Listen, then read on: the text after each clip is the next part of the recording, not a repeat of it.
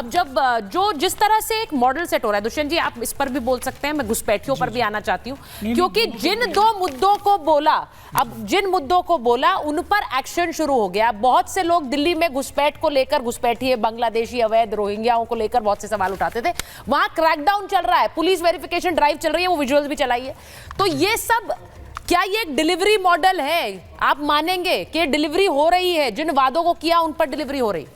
देखिए, ये आप उस मॉडल को शुरू करने का प्रयास कह सकते हैं। आज तो कोई डिलीवरी हुई नहीं है, ठीक है, लेकिन मैं आरपी सिंह की इस बात से सहमत हूं कि प्रत्येक महिला को नहीं दिया जा सकता। ये बात सही है, ठीक है। दूसरा ये बात भी ठीक है कि आपको पहले डेटा सही से बनाना पड़ेगा, नहीं तो फिर बाद में हम वापस लेते हुए घूमते हैं। आपने कई योजनाओं में हमने देखा है।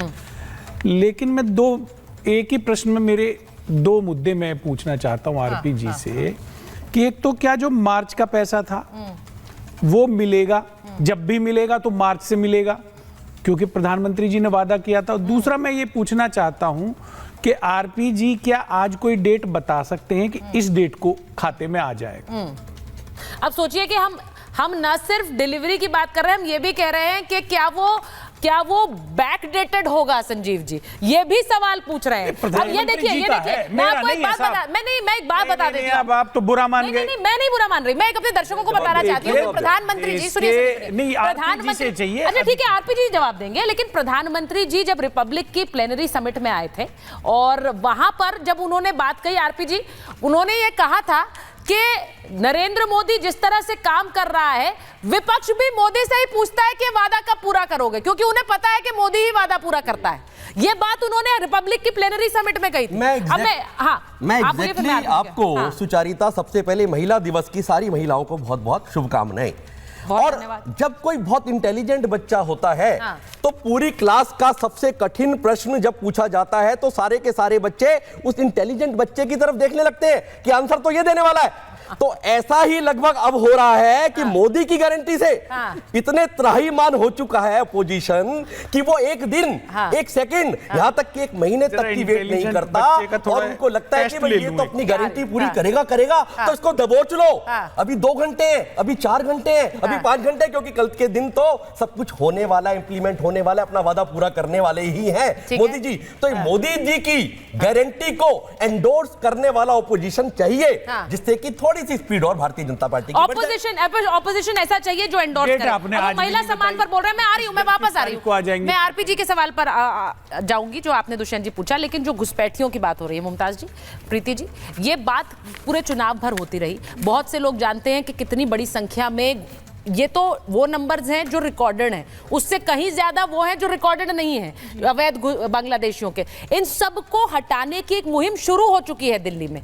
क्या ये भी एक डिलीवरी मॉडल है? मैं आपसे पूछूंगी, फिर मुमताज। देखिए, जब नेशनल सिक्योरिटी की जब हम बात करते हैं तो ये देश भारत में रहने वाले हिंदू, मुसलमान, सिख, ईसाइयों का, अन्य धर्म जाति जितने भी भारतीय हैं उनका है। अगर आप घुसपैठी जो यहाँ पे रह रहे, चाहे वो रोहिंग्याज हो, बांग्लादेशी हो, उनके ऊपर अगर सख्त कार्रवाई हो रही है, जैसे हमने देखा था कि दिल्ली पुलिस शाहीन बाग में एक बहुत बड़े दस्ते के साथ बैठी हुई थी, आइडेंटिफिकेशन कर रही थी, उनकी आईडी कार्ड चेक किए जा रहे थे और उनके सोशल मीडिया भी खंगाले जा रहे थे। सिर्फ आईडी कार्ड नहीं, सोशल मीडिया, हर प्लेटफॉर्म भी हर एक व्यक्ति का खंगाला जा रहा था। आधार भी कहीं फर्जी बन रहा है। तो जो लोग कहते थे कागज नहीं दिखाएंगे और वो जो ड्रामा करते थे, भाई साहब कागज तो आपको दिखाना पड़ेगा, चाहे मैं हूं, चाहे आप हो, कोई भी हो, किसी धर्म का हो, किसी जाति का हो। अगर आप घुसपैठ करके किसी देश में हैं तो आपको अपना कागज तो दिखाना ही पड़ेगा। और मुझे लगता है नेशनल सिक्योरिटी के लिए एक बहुत बड़ा मुद्दा था जो बहुत दिनों से पेंडिंग था। और मुझे खुशी है कि जो नई मातृशक्ति, जो वुमेन्स डे, आज वुमेन्स डे है तो सबको बधाई, और जो हमारी नई सीएम हो वो इस अहम और बहुत इंपॉर्टेंट मुद्दे पे काम कर रही हैं। अब ये मुद्दा इंपॉर्टेंट था, बार बार हम कहते हैं, ये इंपॉर्टेंट है कि नहीं है जिस पर काम हो रहा है? नहीं, मैं भी आपको सुचारिता जी बधाई, बहुत धन्यवाद, और तमाम खवातीन और दिल्ली के मुख्यमंत्री को खास तौर से जी बधाई। मैं बिल्कुल बहुत इम्पोर्टेंट है और जल्दी से ये ठीक हो जाए तो अच्छा है, ताकि चुनावी मुद्दा न बने। हर चुनाव से पहले कह दिया जाता है एक बात। दूसरी बात कि गांव में तो आप खुश हैं ना कि ये चल रहा है? नहीं, मैं बहुत खुश हूँ, मैं तो हमेशा खुश रहता हूँ और आज तो बहुत खुश हूँ। नया जब दरोगा आता है, आज विपक्ष पे आज बोलने के लिए कुछ महिला दिवस है आपके साथ, नया दरोगा सीएम के साथ खड़े, क्योंकि महिला सुचारिता जी, जब नया दरोगा आता है ना तो बहुत लाठी डंडा पटकता है अपना दिखाने के लिए कि हम बहुत चाक चौबंद हैं।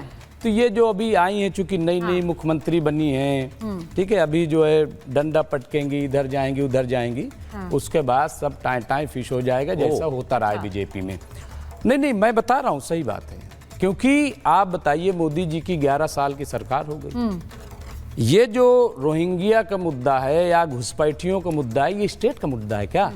और दिल्ली तो मुकम्मल सूबा भी नहीं है, पुलिस और सारी चीजें तो सेंटर के पास है। पर घुसपैठियों का स्टैंड क्या रहा है? मैं ये कह रहा हूँ पूरे देश से पहले वाली सरकार, अभिषेक जी है, मैं उनके पास चली जाऊंगी, लेकिन सुनिए, क्या राज्य सरकार का स्टैंड इंपॉर्टेंट नहीं है? मैं कह रहा हूँ कि आप ये बताइए, देश में कहाँ भाजपा की सरकार है, कहाँ है, और किस स्टेट से कितने अब तक निकाले गए कि ये आई और फौरन अब कल निकाल दिया जाएगा और बाहर कर दिया। पर ऐसा भी तो सही है ना कि जिन राज्यों में एक मुहिम चलती है वहां पर विरोध करने वाले ज्यादा मतलब मोदी जी डर जाते हैं? नहीं, और बीजेपी डर जाती है। विरोध होता है, क्या बात आप कर रही हैं? अरे भाई, आसाम डिटेंशन सेंटर बने कि नहीं बने असम में, उन्हें लेकर कितनी राजनीति होती है, ये भी बताइए जरा। उन्हें लेकर कितनी राजनीति होती है? एक मिनट, मैं मुद्दा उन्हें लेकर कितनी राजनीति होती है? डिटेंशन सेंटर बन दिए, आज तक जनगणना नहीं हो पाई, सुचारिता जी, ये अत्याचार है, ये वाला नोट आता है कि नहीं आता है? अब तक जनगणना नहीं हो पाई। एक मिनट, जो जनगणना न करा पाए, जो जनगणना न करा पाए, वो ऐसी बातें क्यों कर रहे हैं?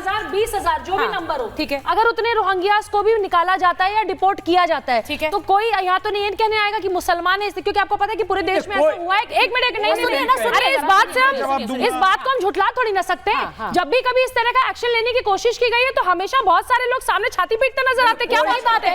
अरे वही बात है, पहले दिल्ली में जहां बुलडोजर चलने की बात आई है, गवर्नमेंट पहुंच जाती थी कोर्ट, चुनावी एजेंडे के तहत आते, इसलिए दिल्ली गवर्नमेंट कोर्ट पहुंच जाती थी। अब दिल्ली गवर्नमेंट तो झारखंड जब जहाँ होता है वहीं वो कह रही है दिल्ली गवर्नमेंट कोर्ट पहुंच जाती थी, ये सही है कि नहीं? यूपी से भी अब जिसको डिपोर्ट करेंगे, यूपी नहीं, पहले जिसको डिपोर्ट करेंगे, और अगर एक मिनट आप अगर डिपोर्ट करेंगे, एक सेकंड चलाएंगे, अब अगर कहीं अगर इस तरह की चीजें होंगी जो लॉ एंड ऑर्डर को हाथ में लेंगे, अगर कहीं पत्थर चलाए जाएंगे, चाहे डिपोर्ट करने की बात आएगी, आज दिल्ली गवर्नमेंट नहीं जाएगी उनके पक्ष में कोर्ट में। पहले यही दिल्ली गवर्नमेंट कोर्ट जाती थी, दिल्ली गवर्नमेंट कोर्ट जाती थी भाई साहब। न कोई पत्थर चलाएगा। में आपको सुचारिता जी, आपके चैनल पे बड़ी जिम्मेदारी से कह के जा रहे हैं। अच्छा, एक सेकंड,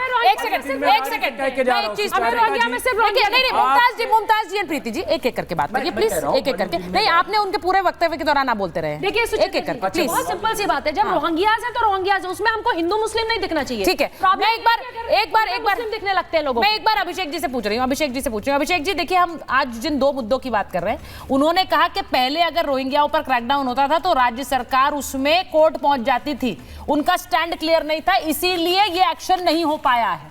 वहीं मुमताज जी कह रहे हैं ये 2 दिन का एक्शन है, अब देख लीजिएगा थोड़े दिन में बंद हो जाएगा। बोलिए प्लीज।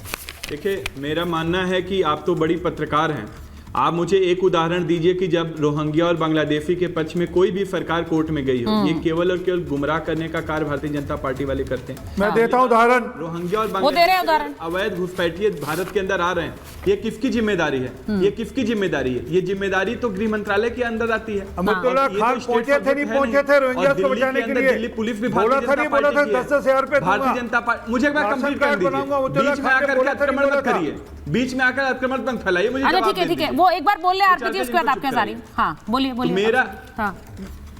मेरा अपना ये कहना है कि अपने असफलता का, अपने विफलता का इस तरीके से बखान भारतीय जनता पार्टी वाले करते हैं तो बड़ा हास्यास्पद है। आपकी गृह मंत्रालय आपकी है, भारत में सरकार आपकी है, दिल्ली पुलिस आपकी है, ED, CBI, border security force आपकी, आप लोग कर क्या रहे हैं? आप केवल और केवल यहाँ पे गुमराह करने के लिए सरकार में गए हैं, नंबर 1। नंबर 2, जहां तक दिल्ली महिलाओं की बात है, एक बहन की भाई होने के कारण, एक माँ का बेटा होने के कारण मुझे भी उम्मीद थी कि आज 8 मार्च को हमारे बहनों और हमारे माताओं के अकाउंट में 2500 रुपए आएगा। लेकिन बड़ा ही दुर्भाग्य है, 10 सालों से इनकी सरकार है केंद्र के अंदर, 22 राज्यों में इनकी सरकार है। क्या इनको पता नहीं है कि क्या प्रोसीजर होता है, क्या तरीका होता है, किस तरीके से महिलाओं को हमें 2500 रुपए देना है? क्या अगर इनको पता नहीं था तो इन्होंने क्यों आकर के वादा किया? और देश के प्रधान। ठीक है, अब मैं जल्दी से जवाब ले रही हूँ आरपी जी का। पास करेंगे और 8 मार्च को उनके अकाउंट में जाएगा। ठीक है।